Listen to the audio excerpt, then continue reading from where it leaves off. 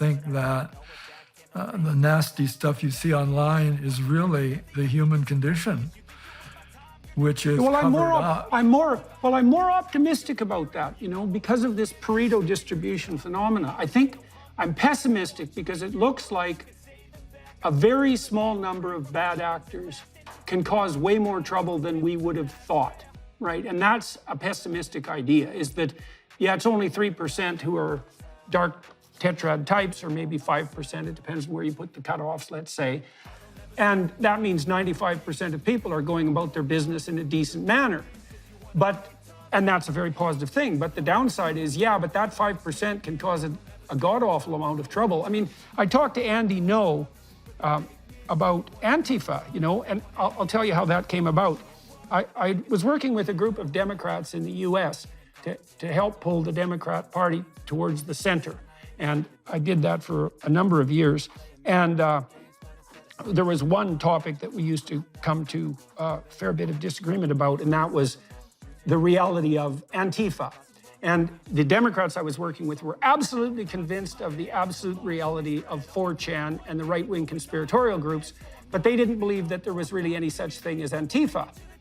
And I thought, well, these were smart people. And I thought, well, why the hell do they believe that? And they said, well, there's always been race riots in the United States, and the degree to which Antifa is organized is blown out of proportion, and they're not really a formal organization, and so on and so forth. And I thought, well, that's interesting, because some of that's true, but you could say the same thing about the hypothetical right-wing conspiratorial groups. But then I talked to Andy No, who's done more to cover Antifa than any other journalist. And I said to him, Andy, how many Antifa cells, let's say, do you think are operating in the United States? And he thought for a while, and he thought, well, maybe 40. And I said, well, how many full-time equivalent employees, so to speak, do you think each of those cells have? And he thought, well, maybe 20. And so if that estimate is vaguely accurate, that's 800 people in the entire United States, as a population of 320 million.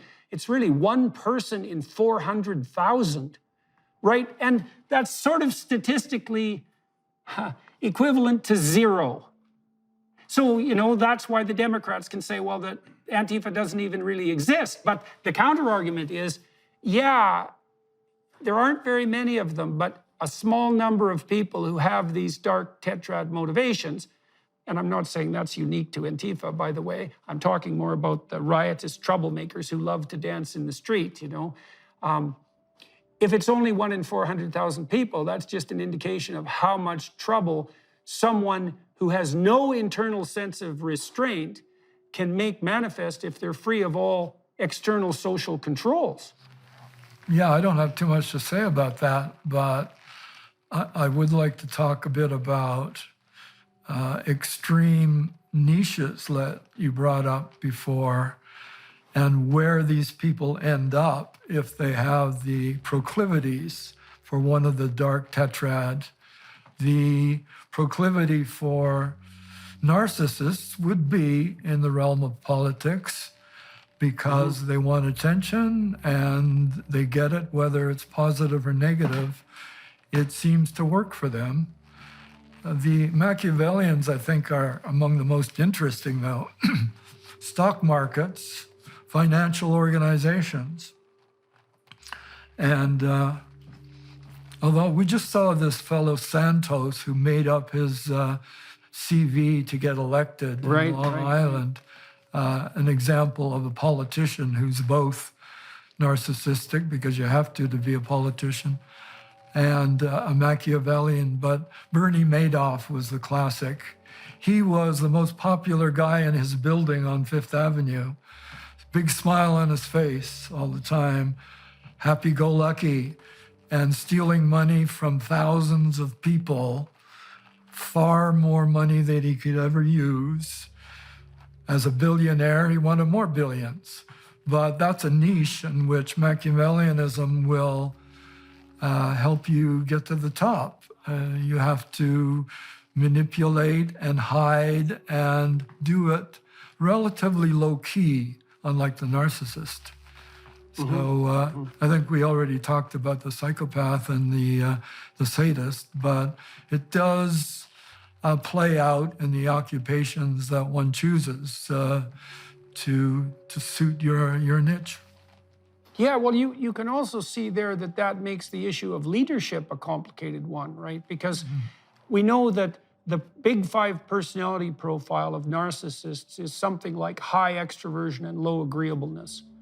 And so you can see there that someone who's low in agreeableness is going to put their viewpoint forward in a pretty aggressive manner, and someone who's extroverted is going to be enthusiastic and captivating. And you need those. You can understand that there might be situations that cry out for genuine leadership where both being extroverted and being disagreeable would be an advantage. And, that might be a situation where you hope like hell that your extroverted, disagreeable politician is also extremely high in conscientiousness. So that even though they might like attention, and even though they might be less empathic, then that their relative lack of empathy would pose a certain risk, that their proclivity to abide by a set of ethical principles would override that. But then you get people who fake that conscientiousness and fake competence, which is partly what psychopaths do when they entrap women, is to fake that competence and then to look like you're abiding by the rules when you're just being Machiavellian and narcissistic and manipulative. Yeah, that's fascinating to think about different combinations and of the big 5, but also of the dark tetrad.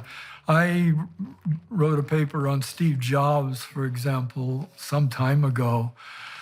It helps to be a genius, of course, but if you're a full narcissist who believes you have the right idea and the entire world is wrong about it, everyone disagreed with him, and he was right.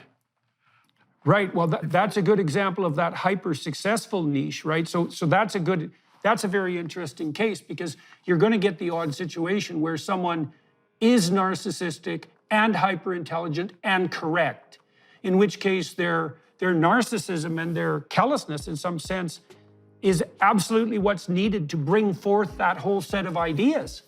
Well, in fact, he was fired by his own company after having proved himself to be a genius and changing the world in so many ways.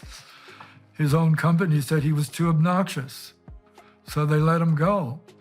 Eventually, the company kind of faded out. They had to bring him back. But right, how can you be so super successful and fired by your own team?